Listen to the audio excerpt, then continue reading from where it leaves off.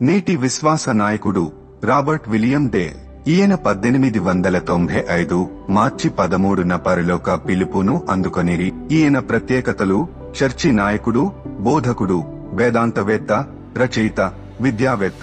ఈయన సంక్షిప్త జీవిత చరిత్రను తెలుసుకోవడం ద్వారా దేవునికి సేవ చేసేలా ప్రజలను ప్రేరేపించడం ఈ పరిచర్య లక్ష్యం. భారమున్నచో ఇతరులను కూడా ప్రేరేపించండి. రాబర్ట్ విలియం డేల్ బర్మింగ్హామ్ లో ఉన్న ఒక ప్రభావవంతమైన ఇంగ్లీష్ కాంగ్రెగేషనల్ చర్చి నాయకుడు. ఈయన 1853లో కార్స్ లేన్ చాపెల్ కు సహపాస్టర్, తరువాత దాని ఏకైక పాస్టర్ అయ్యాడు. డేల్ సాంఘిక సంస్కరణలు, చర్చ్ ఆఫ్ ఇంగ్లాండ్ స్థాపన కోసం వాదిస్తూ పౌర జీవితంలో లోతుగా నిమగ్నమయ్యాడు. ఈయన 1870 నాటి ఫోర్స్టర్ ఎలిమెంటరీ ఎడ్యుకేషన్ చట్టమును రూపొందించడంలో కీలక పాత్ర పోషించాడు. నాన్ కాన్ఫార్మిస్ట్ సూత్రాలకు అనుగుణంగా లౌకిక విద్యకు మద్దతు ఇచ్చాడు. వేదాంతవేత్తగా, రచయితగా ఈయనది అటోన్మెంట్ 1875లో రాశాడు. దేవుడు మానవాళి మధ్య సయోధ్యకు మార్గంగా క్రీస్తు మరణాన్ని బాగా నొక్కి చెప్పాడు. ఈయన బోధనలు సివిక్ గోస్పెల్ ను ప్రతిబింబిస్తాయి.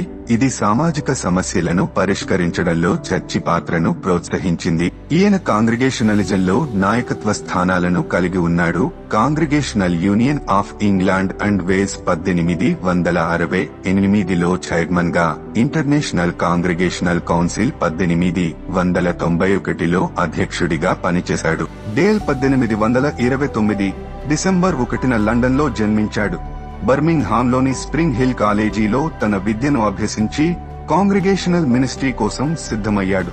కార్స్ లేన్ చాపెల్ కు 1859లో డేల్ ఏకైక పాస్టర్ గా జీవితాంతం ఈ పాత్రలో కొనసాగాడు. విద్యావేత్తలలో రాణిస్తూ లండన్ విశ్వవిద్యాలయం మా పరీక్షలో 1853లో తత్వశాస్త్రంలో మొదటి స్థానం సాధించి బంగారు పతకాన్ని అందుకున్నాడు. యూనివర్సిటీ ఆఫ్ గ్లాస్గో ఈయనకు ఎల్ఈడీని ప్రదానం చేసినప్పుడు ఈయన పండిత విజయాలు మరింత గుర్తించబడ్డాయి. 1883లో జాన్ బ్రైట్ లార్డ్ రెక్టార్షిప్ సమయంలో డిగ్రీని పొందారు. యేల్ విశ్వవిద్యాలయం కూడా ఈయనకు డిగ్రీ అందించింది. ఈయన టైటిల్ ను ఎప్పుడూ ఉపయోగించలేదు. డేల్ తన ఉపన్యాసాలను చదవడానికి ఇష్టపడేవాడు. ఎక్స్టెంపోరేనియస్ గా మాట్లాడటం తనను మళ్లీ ఎప్పుడు కూర్చోనివ్వదని నమ్మాడు. ఈయన రెవరెండ్ అనే బిరుదును ఉపయోగించటానికి నిరాకరించాడు. చర్చ్ ఆఫ్ ఇంగ్లాండ్ యొక్క స్థాపన కోసం బలమైన న్యాయవాది.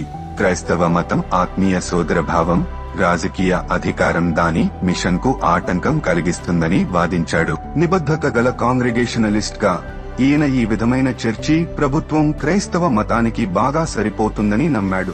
జార్జ్ డాసన్ తో కలిసి బర్మింగ్హామ్ యొక్క సివిక్ గోస్పెల్ ఉద్యమంలో కీలక పాత్ర పోషించిన ఈయన నైతిక విశ్వాసం, తెలివితేటలు కారణంగా ఈయన జాతీయ వ్యక్తి అయ్యాడు.